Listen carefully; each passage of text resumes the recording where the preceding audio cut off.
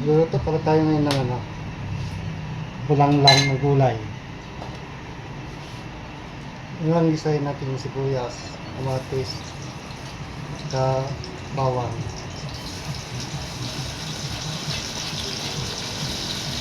Ito nga po at haluin ko. Yung pang kaalat ko po dito ay bagoong. Kaya bulang lang po.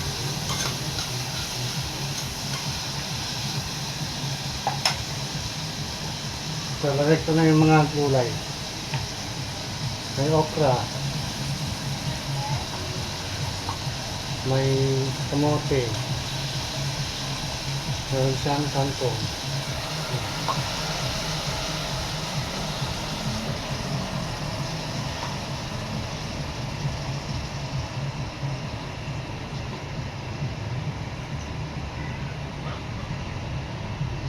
Ito nga pala yung pang-ulam ko ngayong hapon.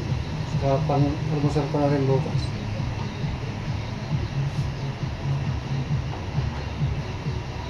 So natin lagay yung bago.